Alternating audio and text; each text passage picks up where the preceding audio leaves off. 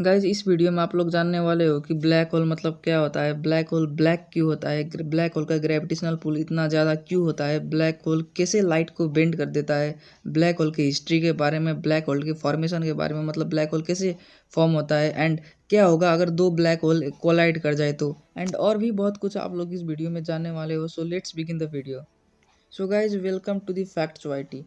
Guys black hole space में present ऐसा region है जिसका ग्रेविटेशनल पुल ग्रेविटी इतना हाई है कि वो लाइट को भी स्केप नहीं करने देता है। हमारे यूनिवर्स का हर एक गैलेक्सी का सेंटर में एक ना एक super massive black whole present होता ही है। अब सवाल ये आता है कि ब्लैक होल मतलब क्या कोई ब्लैक कलर का होल है? नहीं, ये कोई होल नहीं है, ये जस्ट एक स्पेस में प्रेजेंट एक ऐसा रीजन है जिसका ग्रेविटेशनल पुल बहुत ज्यादा होता है। ब्लैक होल ब्लैक देखने का रीजन ये है कि ये लाइट को अपने अंदर से स्कैप नहीं होने देता है। अब जैसे कि हमें पता है कि कोई भी चीज देखने के लिए हमें लाइट का जरूरत होता है, एंड जब वो लाइट को स्कैप वहां से अपने आप से स्कैप होने ही नहीं देता है तो हम कैसे कोई भी चीज देख पाएंगे? इसीलिए हम ब्लैक होल को नहीं देख पाते और ब्लैक होल ब्लैक दिखता है। अब मैं तब से बोल रहा हूँ कि ब्लैक होल का ग्रेविटेशनल पुल बहुत ज्यादा होता है, तो ब्लैक होल का ग्रेविटेशनल पुल इतना ज्यादा क्यों होता है? तो चलिए जानते हैं। गाइस इसका पहला रीजन ये है कि जो ब्लैक होल होता है उसका मास बहुत ज्यादा होता है। ब्लैक होल का मास जो है वो 3 सोलर मास से लेकर 10 सोलर मास तक का होता है। सोलर मास मतलब सन का मास को सोलर मास कहा जाता है। मतलब जो ब्लैक होल होता है उसका मास 3 सन के मास से लेकर 10 सन के मास तक का होता है।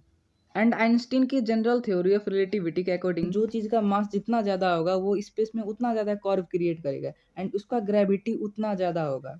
इससे भी बेटर रीजन ये है कि जो ब्लैक होल्स में प्रेजेंट मैटर्स होते हैं वो सब मैटर्स एक सिंगल पॉइंट में सेटल होते हैं, और ये भी बोल सकते हो कि कंप्रेस्ड होते हैं।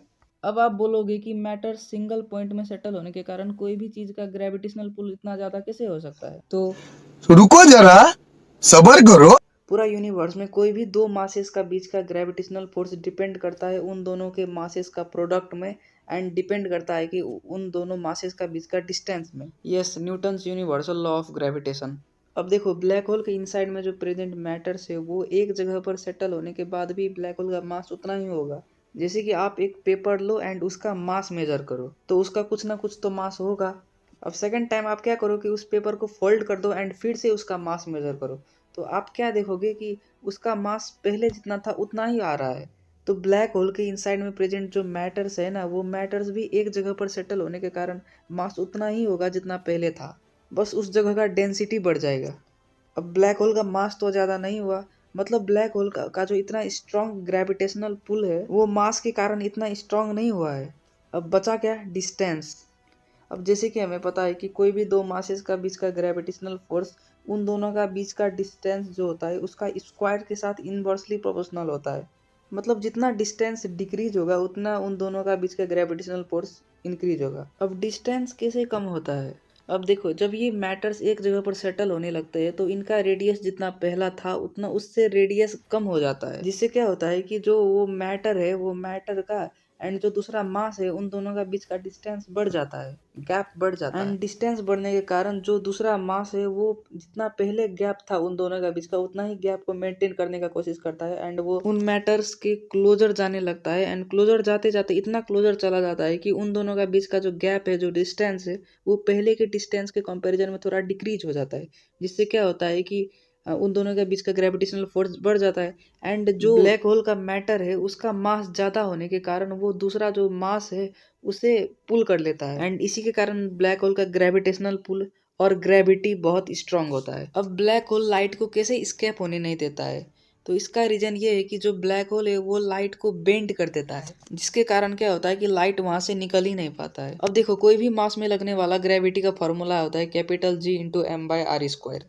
अब लाइट तो मासलेस है, तो अगर आप इस G is equal to capital G m by r square formula में m का वैल्यू का जगह पर आप जीरो लगा दो, जीरो रख दो, तो क्या होगा? ग्रेविटी तो जीरो हो जाएगा। इसका मतलब ये है कि लाइट पर ब्लैक होल का स्ट्रॉन्ग ग्रेविटेशनल पुल का कोई इफेक्ट ही नहीं पड़ेगा। अब सवाल ये आता है कि तो भी वो लाइट को कैसे बेंड कर देता है? तो गाइस इसके लिए आप लोगों को समझना पड़ेगा जनरल थ्योरी ऑफ रिलेटिविटी। अगर आप लोगों को जनरल थ्योरी ऑफ रिलेटिविटी में भी वीडियो चाहिए तो आप कमेंट कर दो, मैं उस पर भी वीडियो बना दूंगा। अब पहले किसी को भी पता नहीं था कि ब्लैक होल टाइप का चीज रियल में एग्जिस्ट करता है। तो सबसे पहले 1960 में अल्बर्ट आइंस्टीन ने अपने जनरल थ्योरी ऑफ रिलेटिविटी के अकॉर्डिंग ये प्रिडिक्ट किया था कि ब्लैक होल टाइप का चीज रियल में एग्जिस्ट कर सकता है, जिसे 1967 में अमेरिकन एस्ट्रोनॉमर जॉन व्हीलर ने मैथमेटिकली प्रूव भी कर दिया था कि रियल में ब्लैक होल टाइप का चीज एग्जिस्ट करता है।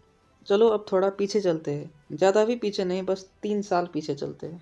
1964 में नासा का एक सैटेलाइट ने सेलेस्टियल सोर्स ऑफ एक्सरे को डिटेक्ट किया जो कि कोई सेलेस्टियल बॉडी जैसे स्टार्स से आ सकता है। तो उसके 7 ईयर्स बाद मतलब 1971 में एस्ट्रोनॉमर्स ने ये डिसाइड किया कि वो जो एक्सरे सेलेस्टियल बॉडी से आ रहा था वो एक ब्राइट ब्लू स्टार है जिसे कोई कोई डार्क ऑब्जेक्ट ने स्वॉलो किया हुआ है।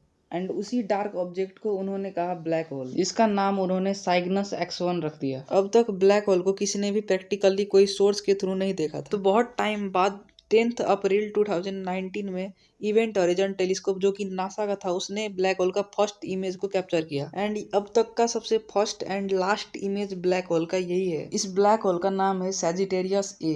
अब चलिए जानते हैं कि ब्लैक होल का फॉर्मेशन कैसे होता है। सो स्टार्स मास के अकॉर्डिंग 2 टाइप्स के होते हैं, एक होता है एवरेज स्टार एंड दूसरा होता है मैसिव स्टार। एवरेज स्टार मतलब वो स्टार होता है जिसका मास उतना भी ज़्यादा नहीं होता है, फॉर एग्जांपल सन। एंड दूसरा जो मैसिव स्टार होता है वो ऐसा टाइप का स्टार होता है जिसका मास बहुत मैसिव बहुत ह्यूज होता है। अगर कोई भी मैसिव स्टार का सुपरनोवा होता है तो 2 चीज़ें बनते हैं, एक न्यूट्रॉन स्टार एंड दूसरा ब्लैक होल। अगर आप लोगों को सुपरनोवा का मतलब पता नहीं है तो उसके बारे में डिटेल्ड वीडियो आप मेरे यूट्यूब चैनल पे विजिट करके देख सकते हो, अदरवाइज मैं डिस्क्रिप्शन में लिंक दे दूंगा, आप वहां से भी देख सकते हो। गाइस शॉर्ट में बोलूँ तो सुपरनोवा मतलब कोई भी स्टार में होने वाला बहुत ह्यूज एक्सप्लोजन है जो कि वो खुद कराता है। अब स्टार अपने आप में ही क्यों सुपरनोवा कराता है तो ये सब जानने के लिए आप मेरा वो वीडियो देख सकते हो। तो हाँ, मैं कहाँ था ब्लैक होल का फॉर्मेशन पे। तो मैंने क्या बोला था कि कोई भी अगर मैसिव स्टार का सुपरनोवा होता है तो 2 चीजें बनते हैं, एक न्यूट्रॉन स्टार एंड दूसरा ब्लैक होल। अगर सुपरनोवा होने के बाद बनने वाला चीज का कोर छोटा है तो वो बनता है न्यूट्रॉन स्टार, एंड अगर सुपरनोवा होने के बाद जो चीज बनता है उसका कोर बड़ा है तो वो बन जाता है ब्लैक होल। तो ऐसे फॉर्म होता है एक ब्लैक होल। गाइज अब ऐसा नहीं है कि ब्लैक होल पूरा ब्लैक दिखता है, ये दिखने में कुछ ऐसा लगता है। गाइज ये कोई रियल वीडियो नहीं है ब्लैक होल का, इस वीडियो को आर्टिफिशियली बनाया गया है, बट साइंटिस्ट के अकॉर्डिंग ये ऐसा ही दिखता है। अब जैसे कि हमें पता है कि ब्लैक होल का ग्रेविटेशनल पुल बहुत ज़्यादा होता है। अब ज़्यादा ग्रेविटेशनल पुल होने के कारण ये बॉडीज़ को अपने अराउंड अट्रैक्ट कर लेता है। तो क्या होता है कि वो बॉडी इसके अराउंड सर्कुलेट करने लगते हैं एंड वो बॉडीज इतना हाई स्पीड में सर्कुलेट करते हैं कि वो बॉडी हीट हो जाते हैं एंड हीट होने के बाद वो एक इलेक्ट्रोमैग्नेटिक रे इमिट करते हैं जिसे कहते हैं एक्स-रे। तो याद है तब मैंने हिस्ट्री वाले पोर्शन में बताया था कि 1964 में नासा का एक सैटेलाइट ने सेलेस्टियल सोर्स ऑफ एक्सरे को डिटेक्ट किया था। हाँ, तो वो एक्सरे जो था ना वो यहीं से आ रहा था। तो इस इमेज में आप देख सकते हो कि ब्लैक होल के अराउंड सर्कुलर टाइप का एक रीजन है जो कि ऑरेंज कलर का है। अब हम एक्सरे को तो नहीं देख सकते इसीलिए उसे रिप्रेजेंट करने के लिए ऑरेंज कलर का यूज किया गया है। गाइस ब्लैक होल का जो ये बाउंड्री है ना इसे इवेंट हॉरिजन कहा जाता है। तो अगर आप इवेंट हॉरिजन को क्रॉस कर जाओ तो थ्योरेटिकली आपको वहां से निकलना इम्पॉसिबल हो जाएगा। ब्लैक होल का बाउंड्री के अराउंड ये जो आप डिस्क देख रहे हो ना इसे कहा जाता है एक्रीशन डिस्क। ब्लैक होल को देखते वक्त जो ऑप्टिकल इल्यूजन होता है ना उसका रीजन ये है कि ये लाइट को बेंड कर देता है। इसका ग्रेविटेशनल पुल इतना ज़्यादा है कि लाइट भी इसके अराउंड रिवॉल्व करता है। ये ब्लैक होल का जो सेंटर है ना उसे आइंस्टीन के जनरल थ्योरी ऑफ रिलेटिविटी के अकॉर्डिंग सिंगुलैरिटी का नाम दिया गया है। सिंगुलैरिटी मतलब वो पॉइंट है जहाँ पर स्पेस टाइम का कर्वेचर इनफाइनाइट होता है। अब इसका रीजन ये है कि जो ब्लैक होल के इनसाइड में प्रेजेंट मैटर्स होते हैं वो एक पॉइंट में जो सेंटर है वही पॉइंट में कंप्रेस्ड होते हैं, जिससे उस पॉइंट का डेंसिटी भी इनफाइनाइट हो जाता है एंड स्पेस टाइम कर्वेचर भी इनफाइनाइट हो जाता है। स्पेस टाइम कर्वेचर इनफाइनाइट होने से क्या होता है, स्पेस टाइम कर्वेचर इनफाइनाइट होने के कारण ग्रेविटेशनल पुल भी इसका इनफाइनाइट हो जाता है। अब क्योंकि ब्लैक होल लाइट को बहुत ज्यादा बेंड कर देता है तो आइंस्टीन के जनरल थ्योरी ऑफ रिलेटिविटी के अकॉर्डिंग यहाँ पर टाइम भी बहुत स्लो हो जाएगा। इसका मतलब ये है कि अगर आप ब्लैक होल के अंदर में चले जाते हो एंड बाई चांस अगर आप वहां से निकल जाते हो, जो कि पॉसिबल नहीं है, बट अगर आप बाहर निकल जाते हो वहां से तो आप देखोगे कि हमारा सोलर सिस्टम पूरा डिस्ट्रॉय हो चुका है और आप टाइम ट्रेवलर बन जाओगे। साइंटिस्ट्स के अकॉर्डिंग यूनिवर्स में 100 मिलियन से भी ज्यादा ब्लैक होल्स प्रेजेंट हैं। तो क्या होगा अगर 2 super massive black holes collide कर जाए तो गाइज अगर 2 super massive black holes collide कर जाए तो एक hyper super massive black hole बन जाएगा जिसका ग्रेविटेशनल पुल उन दोनों का कंबाइन होगा। सो गाइज ये था ब्लैक होल का एक्सप्लेनेशन। मुझे पता है कि मैंने इस वीडियो में पूरा इन्फॉर्मेशन तो नहीं दिया है आप लोगों को, क्योंकि यार ये है ही इतना कॉम्प्लेक्स चीज़ कि इसके बारे में जितना भी वीडियो बनाऊँ तो वो कम पड़ जाएगी। तो मैंने ट्राई किया कि आप लोगों को ज़्यादा से ज़्यादा इन्फॉर्मेशन शेयर कर सकूँ। तो गाइज कैसा लगा आप लोगों को ये वीडियो? अगर ये वीडियो देख के आपने कुछ भी नया सीखा हो तो प्लीज़ वीडियो को लाइक शेयर एंड चैनल को सब्सक्राइब कर दे and don't forget to comment.